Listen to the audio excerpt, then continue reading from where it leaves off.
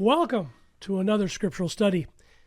In fact, this scriptural study, we together as one once again, will be proving the true Passover week with the scriptures, which includes the scriptural empirical information why the 16th day of the first month of Abib is indeed a Sabbath. So let's get to it. There are 4 categories in this scriptural study. 1, we will be reviewing through the scriptures why on the 14th evening of the first month of Abib to the 21st evening of the first month of Abib is the 7-day count of unleavened bread. 2, we will then be reviewing why the 16th day commencing at the dawn all the way up to and including the 22nd day is the 7-day fire offering count, further proving why the 16th day, the first day of a third scriptural week in the first month of Abib is a Sabbath. Category 3, these 2 things confirm the true scriptural 3 days and nights count, which we'll take the opportunity to go through once again, like we have since the inauguration of this YouTube channel back in 2014.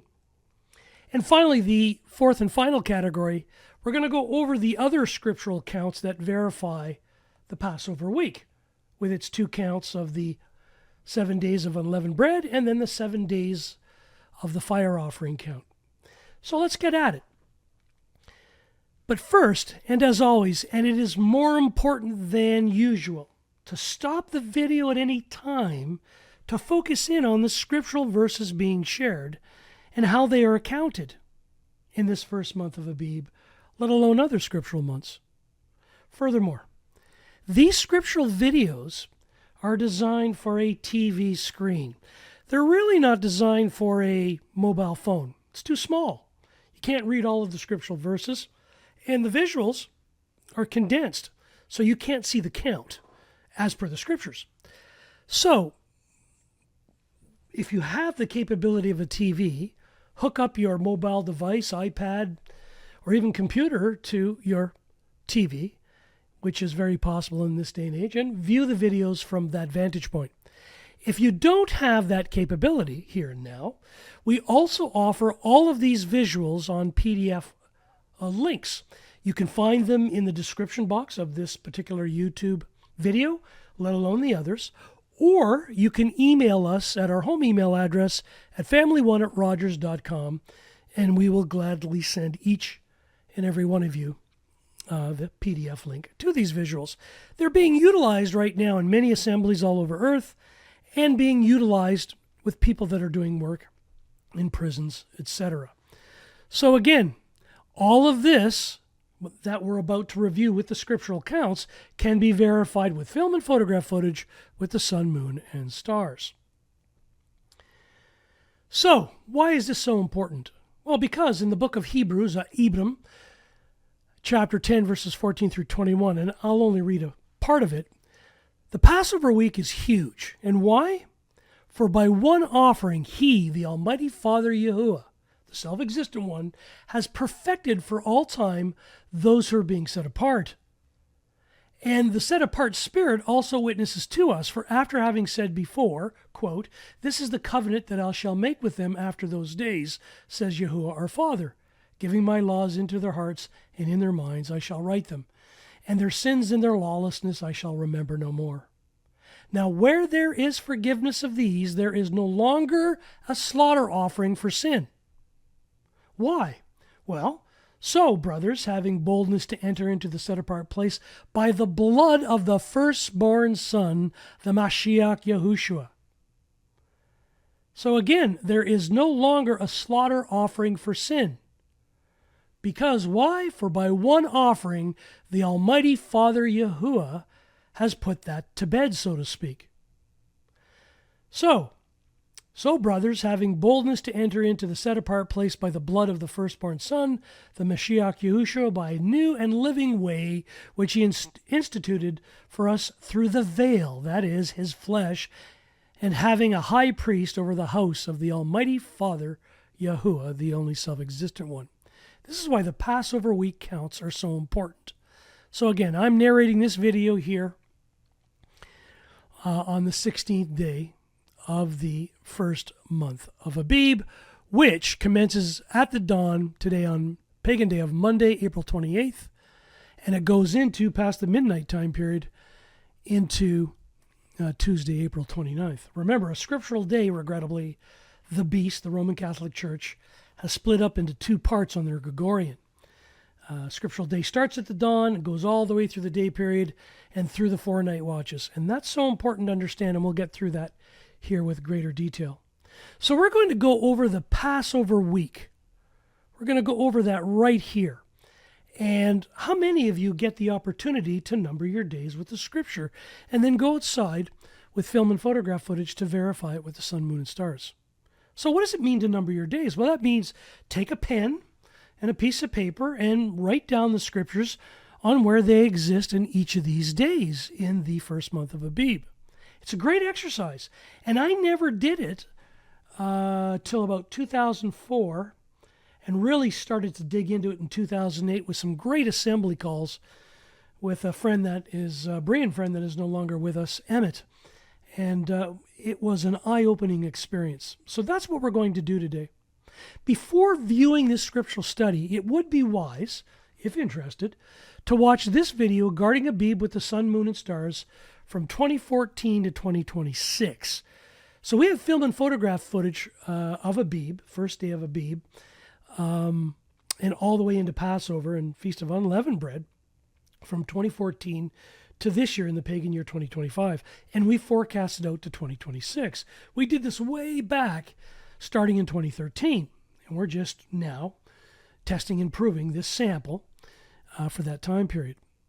The next video before viewing this actual video that we're about to share is the video called Enoch Proves a Full Moon is New Moon. And we can do that in less than 7 minutes with the Scriptures, let alone with empirical astronomical evidence. It's very easy to do. And it's surprising most don't do it. But again, it's surprising people don't number their days with a pen or a pencil on paper with the Scriptures, let alone just get outside to see which new moon can actually be seen as the new moon. Remember, a conjunction and crescent moon does not rise the whole night through the 4 night watches. It doesn't rule with the stars as per Psalm 136, verse 9, etc. Crescent and conjunction moons do not rise through the whole night, through the 4 night watches. It's that basic.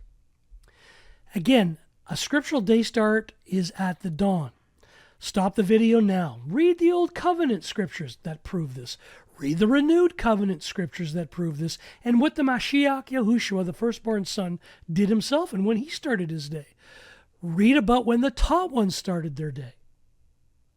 Very basic. So, if you go to this video, Scripture reveals a dawn day start, you'll understand why a day starts at the dawn, starts again at the dawn, goes through the daylight, sunlight period of the day, and then finishes with a ABIB, or the evening, and then goes into the 4 night watches. And the following dawn begins a new day. This is a scriptural day. Certainly is not the day of the world. The beast, the Roman Catholic Church, decided to split Yahuwah's days up in half, and they've got a midnight day start, and then you've got the Egyptians that had a sunrise day start, which carried on into Hinduism to this very day, and the Babylonians had a sunset day start, none of which are scriptural. Very easy to prove, and if you're interested, this scriptural study video may be just the thing that you were looking for. So in the Old Covenant, we knew that the dawn day start was from Bereshith chapter 1 verse 5, and there came to be morning, the first day. Again, that word is bakar, morning, daybreak, dawn, every morning. Bereshith, or Genesis chapter 19 verse 15, and when morning dawned, first day, daybreak, dawning of a day. Yonah, or Jonah chapter 4 verse 7, but as morning Shakar dawned the next day. So that's 3 witnesses from the Old Covenant. There is much, much more. The Renewed Covenant, John chapter 8 verse 2, and at dawn he came again into the set-apart place, and all the people were coming to him. And having sat down, he was teaching them. Yes, Mashiach Yahushua started his day at the dawn. He was teaching his people at the dawn. This is why we rise before the dawn and cry out for help. We shua. Marcus chapter 1 verse 35, and having risen very early in the morning while it was still dark. That word morning is the dawn, bakar or shakar, in the original ancient tongue or Hebraic tongue. He went out and went away to a lonely place, and there he prayed. Very basic. The taught ones. Now after the Sabbath, toward dawn on the first day of the week, Miriam from Magdala and the other Miriam came to see the tomb. Please see Marcus chapter 16 verse 1 and 2, Lucas chapter 24 verse 1, and John chapter 20 verse 1. Yes, this was at the end of the 16th day, the first day of the third week in the first month of Abib. And we're going to go over that. Very easy to prove scripturally. Very easy. The taught ones, Mashiach Yahushua. And in the fourth watch of the night, Matthew chapter 14, verse 25, Yahushua went to his taught ones walking on the sea. Wouldn't that have been a sight to see? So we're going to really focus here on the Passover week. But just before we do that, again, and it shall be that from new moon to new moon and from Sabbath to Sabbath, all flesh shall come to worship before me, declares Yahuwah. So that word new moon to new moon, again, moon is yarak in the scriptures. And it's not from month to month. It's from new moon day to new moon day. And from Sabbath to Sabbath, all flesh shall come to worship before Yahuwah. So some of us are getting a head start. The world is not. We get that. And we know that the ark hit ground, Bereshit, Genesis chapter 8, verse 13, on the first day of the first month. And we are aware that the Mashiach Yahushua went to the festival. The new moon day festival is a chag. He went to the festival on the first day of the first month. He went up to the temple in Jerusalem. And we're also aware of all of these things because of the 7-day count of unleavened bread. So let's jump into that now. And again, let's remember that day one of every scriptural month is New Moon Day. And let's not forget why 7 days later, the first Sabbath is the 8th day. Let's not forget that on the 10th day, Mashiach Yahushua rode on a donkey into Jerusalem. So make a long story short, the people of that time period, based on Moshe's law, on the 10th day of this month, each one of them is to take for himself a lamb according to the house of his father, a lamb for a household. That's Exodus chapter 12, verse 3. In this day and age, we have already chosen the lamb. It's the final offering, the Mashiach Yahushua. So we chose the lamb. And we do know that on the evening of the 13th day, it was a Last Supper or memorial meal that took place according to Matthew 26, verse 17, John 13, verse 1. And we'll go over why. Very easy to explain scripturally. Extremely easy, if you allow Scripture to interpret Scripture. If you're interested in the approach of Tickle Talk, Instagaff, and Fakebook, you're going to get a bunch of variations. But if you allow Scripture to interpret Scripture, you'll know emphatically why the Last Supper or memorial meal with his apostles did occur indeed on the 13th evening of the first month of Abib. So now let's break out the Passover week. So let's get into the first count, which basically is you eat unleavened bread in the evening, and that goes all the way to the 21st day. So how do we know that? Well, let's go to Wayikra, Leviticus chapter 23, verse 5, which confirms that commencing on the 14th day in the evening to the 21st day in the evening, you shall eat unleavened bread. That's the 7-day count of unleavened bread. Let's count it out. So here's the evening, here's the day. 15, 1, 2, 3, 4, 5, 6, 7. So it stops just before the evening comes on the 21st day. Well, let's read Leviticus chapter 23, verse 5. In the first month, on the 14th day of the month, between the evenings, so between the evenings of the 14th day and the 15th day, is the Passover to Yahuwah. Very basic. Shemoth, Exodus chapter 12, verse 18. In the first month, on the 14th day of the month, in the evening, you shall eat unleavened bread until the 21st day of the month in the evening. So this is the first count of 7 days, and in this case referring to the unleavened bread count, if you will. So again, 21st day. Let's go back. Starts in the evening of the 14th day, goes all the way to the 21st day in the evening. So very basic. Again, let the Scriptures interpret themselves and number your days out accordingly. Take pen to paper and do this exercise. You'll be glad that you did. Then it goes on to say in Leviticus chapter 23, verse 6, and on the 15th day of this month is the festival of unleavened bread to Yahuwah. 7 days you eat unleavened bread. Well, let's count it out. 1, 2, 3, 4, 5, 6, 7. So Leviticus 23, verse 6 matches to 23, verse 5, if you allow Scripture to interpret Scripture.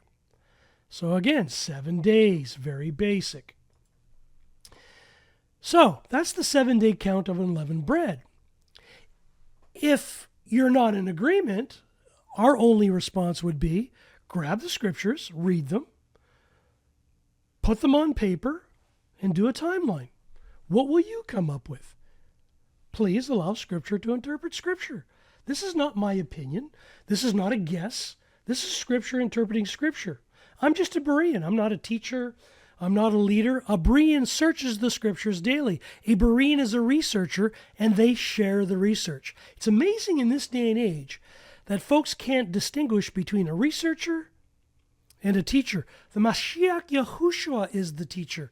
I'm just a researcher like many other Bereans before me and the ones that we get the pleasure of hanging out with today. So that was the first count of 7 days for unleavened bread. Well, what's this next 7-day count all about? Well, this is the 7-day fire offering count, with the 16th day being the first fruits Sabbath.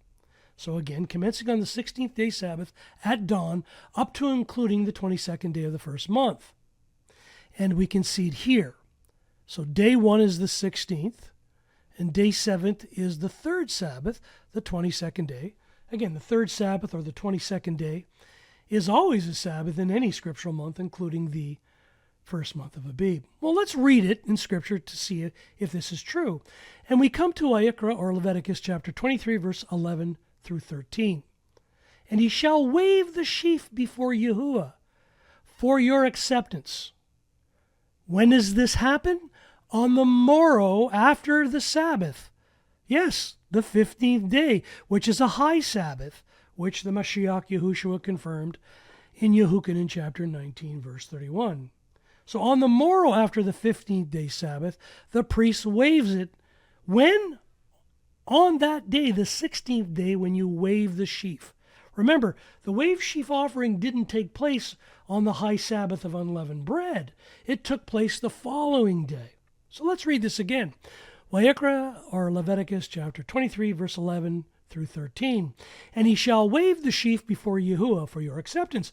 On the morrow after the 15th day Sabbath, the priest waves it. And on that day, the 16th day, when you wave the sheaf, you shall prepare a male lamb, a year old, a perfect one, as a burnt offering to Yahuwah, and its grain offering, 2/10 of an ephah of fine flour, mixed with oil, an offering made by fire to Yahuwah.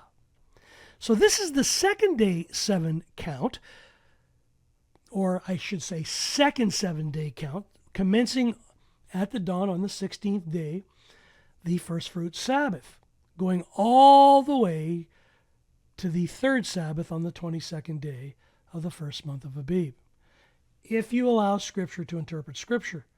But wait, there's more. If we go to Shemoth, or Exodus chapter 12, verse 16, and on the first day is a set-apart gathering. Well, the 16th day is always the first day of the third week in any scriptural month, up to and including the first month of Abib. So let's read this again. And on the first day is a set-apart gathering, and on the 7th day you have a set-apart gathering. No work at all is done on those Sabbaths, only that which is eaten by every being. So again, 7 days later from this first day of the 16th brings us to the 22nd, as we can see here. First day, 7 days later on the 22nd, is the third Sabbath of the scriptural month in the first month of Abib. Very basic to prove, and it's verified further in a third witness in the book of Bamidbar, or Numbers, chapter 28, verse 18 through 19. On the first day is a set-apart gathering. There it is again. The 16th day is always the first day. The 15th is not.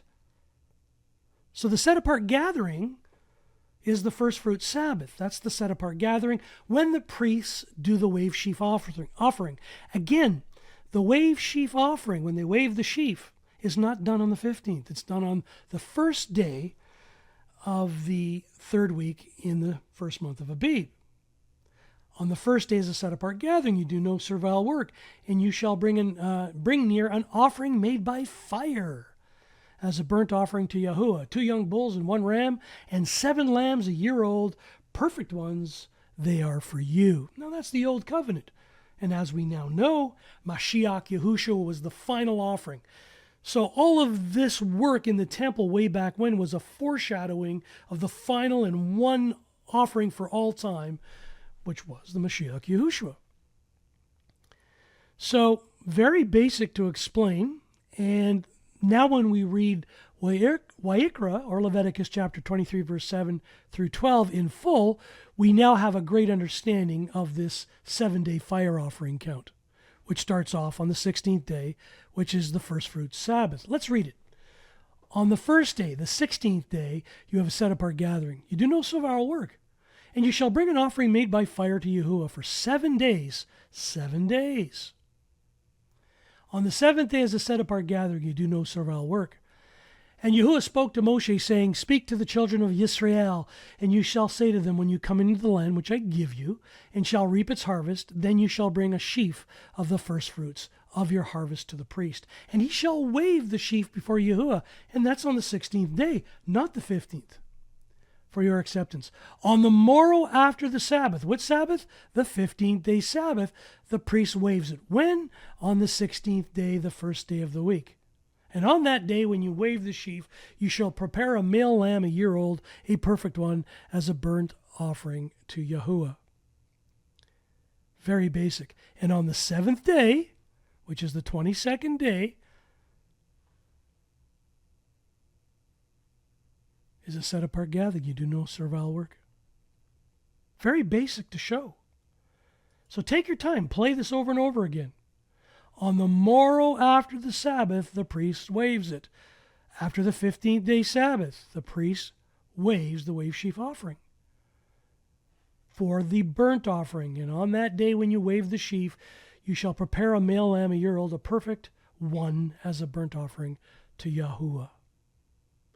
Now again, this is Scripture interpreting Scripture. This has nothing to do with my opinion. And I missed this way back when because I didn't number my days with a piece of paper with a pen and number them out. I didn't do it. It's not my fault. I was caught up in world religious traditions and hear no evil, see no evil, speak no evil. You just continue on in those traditions and you don't do the work. You don't number out your days as per Psalm chapter 90, verse 12, etc. So what does all of this have to do with the 3 days and 3 nights counts? Well, again, we look at the whole and not just the part. Number out the whole of Scripture. So we encourage people, if you're struggling with this, do this exercise for yourself. Do this exercise for yourself. So we're going to do a deep dive into the 3 days and 3 nights. We're going to take a magnifying glass and really dig into this. We're going to unpack this. So how do we know that the 13th evening was a memorial meal, a Last Supper, so to speak? Well, in the book of Yehukanan, chapter 18, John, chapter 18, verses 27 through 28, it states, Then Kepha again denied it, and immediately a cock crowed. Then they led Yahushua from Caiaphas to the palace, and it was early. And they themselves did not go into the palace. Why? Lest they should be defiled, but that they might eat the Passover. They were scared that if they went into the palace, they'd be defiled and thus disqualified to celebrate in the Passover meal on the 14th day. This is why the night before was the memorial meal. This is Scripture. It's not my opinion. This is what they said. This is what's recorded. So, when does the 3 days and 3 nights count begin? Well, of course, when the Mashiach was laid in the tomb, right? So, he was laid in the tomb on the 14th day, well before the evening. So that is day 1, the day part. And he was in the tomb for the whole night through the 4 night watches. He's in the tomb on the high Sabbath, the Feast of Unleavened Bread, from the dawn all through the day sunlight time period into the evening through the 4 night watches. So there's 2 days and 2 nights. He's in the tomb still on the first fruit Sabbath day, starting at dawn, all through the day sunlight time period, into the evening and through the night watches. He is there through the night watches. So how do we know this further? Well, they don't come to the tomb, the taught ones, the ladies, if you will. In Matthew chapter 28, verse 1, or Matith Yahu, meaning gift of Yahuwah. Now after the Sabbath, toward dawn on the first day of the week, Miriam from Magdala and the other Miriam came to see the tomb. Now this is after the first fruit Sabbath is done. So how do we know this? Well, let's use the Scriptures. Let's not guess. So a proper rendering of the verse, chapter 28, verse 1 in Matith Yahu, states it like this. Now after the Sabbaths, plural, toward dawn on the first day of the week, 16th day, Miriam from Magdala and the other Miriam came to see the tomb. Well, how do we know it's Sabbaths? High Sabbath and then the first fruit Sabbath. They came to the tomb after those two. Well, if you dig into the word, again, this is from an app known as Bible Hub. You can get this anywhere, pull this down. You will see after the Sabbaths, plural. After the Sabbaths, plural. High Sabbath, 15th day. First fruit Sabbath, 16th day. So after those 2 Sabbaths, they came to the tomb, quantifying and verifying 3 days and 3 nights. The word after comes from the Greek translation, 3796 from the Strong's Lexicon, and means late in the evening or after. Late in the evening. So sometime late in the evening, we believe around the 3rd watch, they came to the tomb just before the 4th watch, just before the dawn started. The question we don't know yet, and if anyone has any further evidence on this, we don't know when Mashiach Yahushua actually rose on the 16th night. Was it in the 2nd watch or the 3rd watch? All we know is he was gone. Miriam, Magdala, and the other Miriam came to the tomb just before the 4th watch, late in the evening. So we believe it was the 3rd watch. Again, thus proving why after the Sabbaths, the high Sabbath on the 15th day and the first fruits, the Sabbath on the 16th day, thus verifying the true sign of Jonah, the 3 days and 3 nights, 14th, 15th, and 16th in full. In 1 Corinthians chapter 1, verses 17 through 18 and verses 22 through 24, this is foolishness to people. For the word of the stake is indeed foolishness to those who are perishing. People don't dig down deep. They don't unpack the Scriptures. They don't go into every word. I know I didn't. I had to be corrected of that folly. And thankfully, there are many Bereans in the past that helped me really dig into the word. So Matthew 28, verse 1, I'll read this again. Now, after the Sabbaths, right there, Sabbaths. Matthew 28, verse 1. After, towards the dawn, after, meaning late in the evening. So they came, we believe, they got up around the 3rd watch and they're heading towards the 4th watch. And Mashiach Yahushua, we believe, rose sometime between the 2nd and 3rd watch because he wasn't there when Miriam Magdala, from Magdala, and the other Miriam came to the tomb. So that's Scripture interpreting Scripture. I don't have an opinion on this. I'm just sharing what the Scriptures say as verified by the individual words, by the individual verses and chapters that anyone can read. I'm not at the end of the day, emotional about it. There's nothing to get defensive about it. So this is the true 3 days and 3 nights that backs up the Passover counts of unleavened bread, the 7-day count from the 14th evening to the 21st evening in the first month of Abib, and the 7-day count starting on the first fruit Sabbath from the 16th day, at the end of that day, which is still the first day of the week, all the way up to the 22nd day, as we've already read in these verses right here. Stop the video, read them. Better yet, take a pen or a pencil, write them down, and put them on a timeline. Very basic. So that's the 3 days and 3 nights count. Are there other scriptural counts that verify Passover week? Well, why don't we go see? So, again, we just take this template and we try to match it up with other templates. So remember, the 7-day fire offering count starts with the first fruit Sabbath on the 16th day, which is a first day of the 3rd week in any scriptural month, up to and including the first month of Abib. Remember, on the morrow after the Sabbath, the 15th day high Sabbath of unleavened bread, the priest waves it. He waves the wave sheaf offering, which is, they used to prepare a male lamb, a year old, and a perfect one, and then the burnt offerings to Yahuwah as well, which is a 7-day count from the 16th day all the way to the 22nd day. Very basic. Most people are fully unaware of the 7-day fire offering count. I know I was, but as time went on, we studied the scriptures. Well, take a look at this. This is really cool. So in the 2nd month, when Yahuwah is raining down manna from heaven, this is in the 2nd month in the Exodus. We read in Exodus chapter 16, verses 4 through 5, the following. And Yahuwah said to Moshe, see, I'm raining bread from the heavens for you. And the people shall go out and gather a day's portion every day, in order to try them, whether they walk in my Torah or not. And it shall be on the 6th day that they shall prepare what they bring in, and it shall be twice as much as they gather daily. Well, on that 21st day is the 6th day. Same as that fire offering count. That's the 6th day on the 21st day. And on the 7th day, they had a Sabbath. They gathered twice as much on the 21st day in preparation of the 3rd Sabbath, which is always the 22nd day of any scriptural month.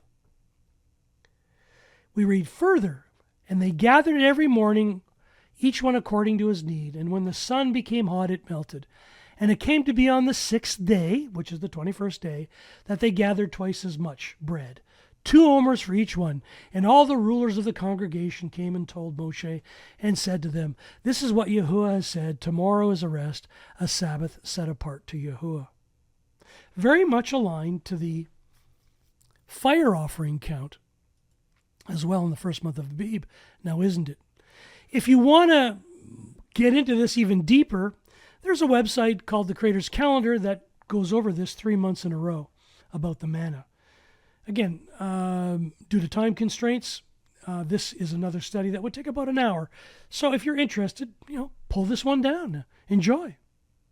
Yes, the 16th day is the first day of a 3rd week in a scriptural month, including the first month of Abib, and it was a Sabbath, the first fruit Sabbath.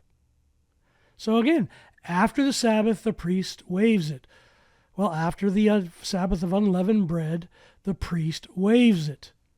Very basic to explain.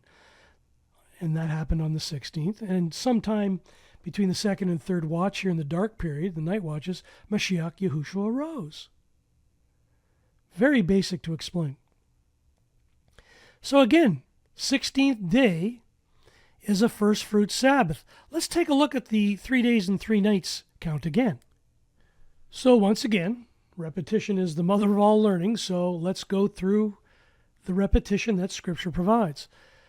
They had their last supper or memorial meal on the 13th evening because just before the 14th day started, at the end of the 3rd and 4th watch of the 13th day, just before the 14th day, I repeat, Kepha and the others did not want to go into the palace, lest they should be defiled, which would disqualify them from celebrating and eating the Passover meal on the 14th. Very basic. So the 14th day, Mashiach Yahushua is put in the tomb well before the evening. That's the day period, time period. He goes through the 4 night watches. He's in the tomb on the high Sabbath of unleavened bread the whole day. He's in there for the 4 night watches. He's in the tomb on the Sabbath of the first fruits the whole day.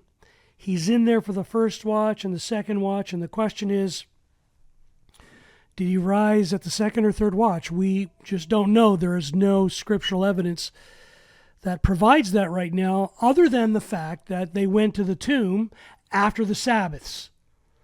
Again, we know this by a simple word search or linear search in Matthew 28, verse 1. The Sabbaths. After means late in the evening, and we believe they got up at third watch, Miriam from Magdala and the other Miriam, and they walked to the tomb towards the dawn in the 4th watch, and Mashiach Yahushua was already gone. Again, pretty basic. After the Sabbaths. Which Sabbaths? The high Sabbath of unleavened bread, the first day of the first month of Abib, which is the 16th day, and it's not yet ended. It's still the 16th day during the night period, and during the 4 night watches. So this is why this makes so much sense, and it's recorded. It's right here. You can find this again on Bible Hub. Please take the time to do this, because the 3 days and 3 nights confirms the book of Vayikra or Leviticus chapter 23 verse 6, and all of the counts, including the 7-day count of unleavened bread starting on the 14th evening, commencing on the evening of the 21st, and then the 7-day count of the burnt offering starting on the 16th day and finishing on the 22nd day. So very basic, if you allow Scripture to interpret Scripture. So as we can see, understanding these 2 7-day counts in the Passover week is instrumental at understanding how to number our days with the sun, moon, and stars. Because there are signs that, as we've filmed and photographed with Bereans all over Earth since 2014, that represent these counts, as described by Moshe in Scripture.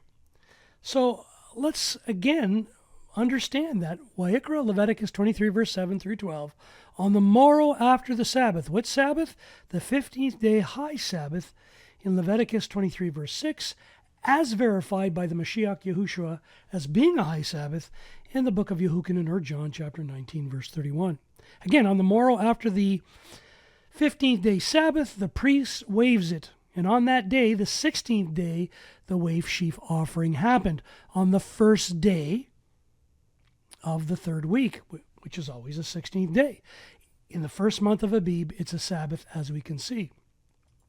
So very basic to prove. So again, when you unpack the whole month of Abib, let alone Passover week, huge learnings come from it if you allow Scripture to interpret itself. If you're relying on the traditions of men still based in world religious mindsets, this would be unknown to you, just like it was to me. Again, I'm not a teacher, I'm not a leader, I'm nothing special. I'm just a Berean that researches the Scriptures daily to see what is true and what is not. So again, what I've shared here has nothing to do with my opinion. Nothing. It's what the Scriptures say. If you do the exercise, take pen or pencil to paper and map all this out as we have done, you will see this for yourself. It's that simple. So what other counts match up? Well, of course, the 7th month. The 7th month, Psalm 81 verse 3, blow the ram's horn at the time of the new moon, at the full moon on our festival day. This is trumpets. So that's Psalm 81 verse 3. Even the psalmist knew this. Numbers, book of Numbers, Moshe's writing, chapter 29 verse 1, the book of Bemidbar. And in the 7th month, on the first day of the month, you have a set-apart gathering. It's new moon day. It's important. And on the 10th day, between the evenings, is what? Yom Kippur, the Day of Atonement. You have a set-apart gathering. So, make a long story short, it's an amazing thing how Scripture repeats itself, but if you don't record it, if you don't take the time to take pen and pencil to paper, so all we did was take our paper visuals and charts, and we put them to a digital look. Some people claim they're digital creators, but they don't create anything digitally. It's a very ironic thing. And on the 15th day of the 7th month is what? You have a set apart gathering. You do no servile work, and you shall observe a festival to Yahuwah. 7 days you do this. And look how this is counted. This is really cool. And on the 8th day you have an assembly. You do no servile work. Numbers, or book of Bamidbar, chapter 29, verse 35. Do you know that the ancient ones that followed Scripture, they circumcised their children on the 8th day? Well, what's an 8th day in Scripture? Well, it's the Sabbaths. So from New Moon Day to the first Sabbath, that's 8 days. If you included the 8th-day Sabbath to the 15th, you have 8 days. If you included the 15th-day Sabbath to the 22nd day, you have an 8-day count as well. And finally, in the final week, you'd have the same thing. The 8th day is called the Shemini Atzeret, and it's known as the last great day, the festival Yahushua, where he stood up and cried out, saying, "If anyone thirsts, let him come to me, and let him who believes in me drink in the living waters." So the 7th month matches Passover week as well. Very cool stuff. The Battle of Jericho, the first week of the 2nd month. And it was in the 2nd month, on the first day of the month, that Yahuwah said to Yahushua, irony? Of course not. "Rise up, behold, I have given you Jericho into thy hand, the people thereof, and all of your fighting men shall go around the city once each day, thus you shall do for 6 days. Well, on the 2nd new moon, they rested, they worshipped, and for 6 days, they marched.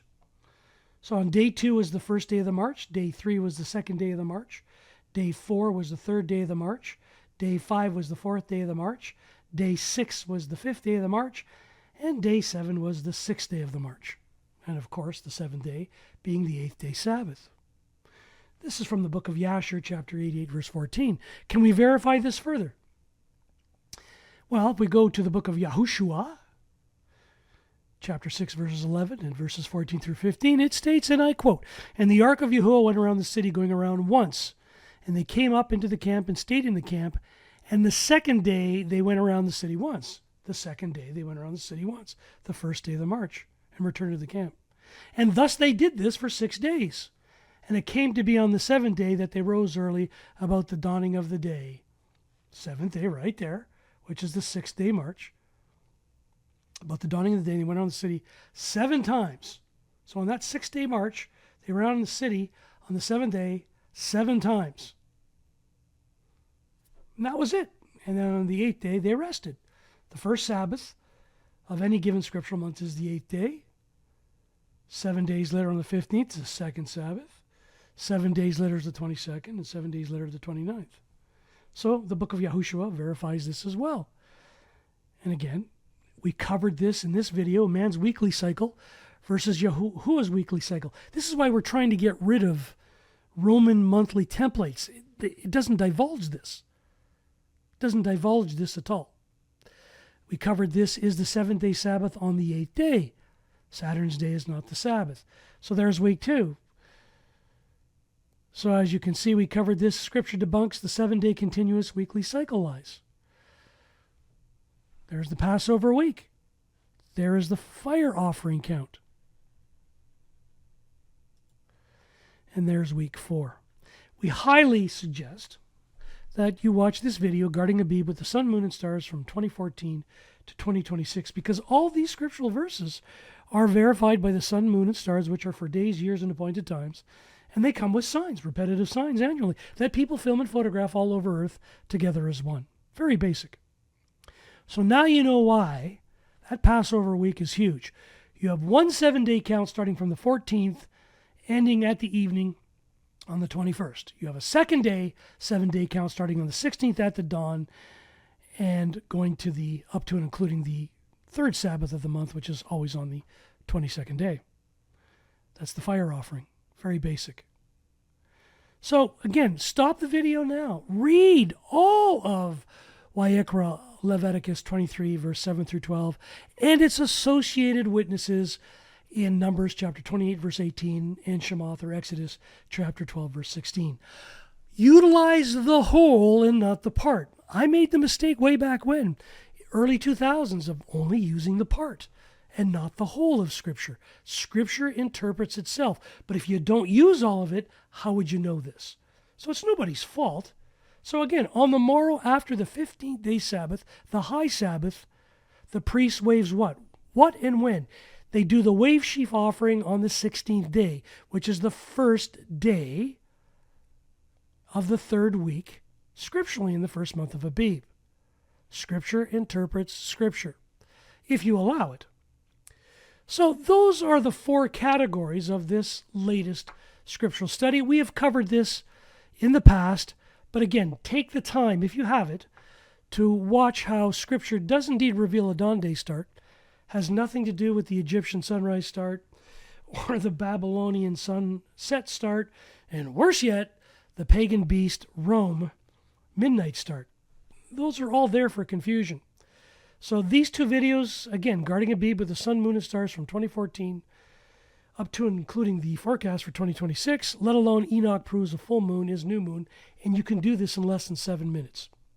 Very easy to do, but you have to allow Scripture to interpret Scripture, and you have to allow the heavens verified for themselves. Not what you guess, not what you think, not what your emotional output is. This is empirical, scriptural, and astronomical facts. Can they be rejected? Of course. It's rejected all the time. And this is why in the book of Hosea it says what? You're not judged for what you don't know. You're judged for what you reject. Pretty basic. So, again, I come to you here in the daytime period of the 16th day of the first fruits Sabbath. Again, first fruits commenced at the dawn this year on the pagan day of Monday, April 28th, and it will go past midnight into the 4 night watches, which on the pagan Gregorian splits a scriptural day up into 2 parts. It goes into the pagan day of Tuesday, April 29th. Very, very, very basic. And the punchline is what? Why is all this so important? I'm going to read this again because it's about Yahushua, the unblemished Lamb, the only perfected one. The only one that fulfilled the law. The only one that does that. And he will come again. So, for by one offering, as we read in ABIB or Hebrews chapter 10, verses 14 through 21, for by one offering, he, which is the Almighty Father Yahuwah, the only self-existent one, has perfected for all time those who are being set apart. Mashiach Yahushua was the final offering. So people that think they go to the grocery store, grab a shank of lamb, they're not catching on what's going on here. All of the Old Covenant writings were a foreshadowing, a prophesied upcoming event of one final offering, which was the perfect one, the Mashiach Yahushua, his firstborn son. Remember, Yahuwah is self-existent according to his name and scriptural verses. Mashiach Yahushua, according to Scripture, is known as the firstborn son who was brought forth. The Father Yahuwah is self-existent. He wasn't brought forth. So he prepared his son for all of us, for the forgiveness of sins. And he quotes, Yahuwah, our Father of lights, will give his laws into their hearts and their minds. I shall write them in their hearts and minds. Their sins and their lawlessness I shall remember no more. Now where there is forgiveness of these, there is no longer a need for a slaughter offering for sin. Mashiach Yahushua was that final offering. He's the only unblemished, perfect lamb. So brothers, having boldness to enter into the set-apart place by the blood of the firstborn son, the Mashiach Yahushua, by a new and living way, which he, the Father, instituted for us through the veil that is his flesh, and having a high priest over the house of the Almighty Father Yahuwah, the only self-existent one. So there's a lot to unpack here still, but hopefully this latest scriptural study in regards to proving the true Passover week with the Scriptures is providing value. So in closing, and as always, until next time, may each and every one of us cry out, Shua, to the Father of lights, Yahuwah himself, the Father, the only self-existent one, the Father of lights. And we thank him for sending us his firstborn of all creation, the Mashiach, his son, the begotten one, named Yahushua, the one who cried out to his Father for his deliverance.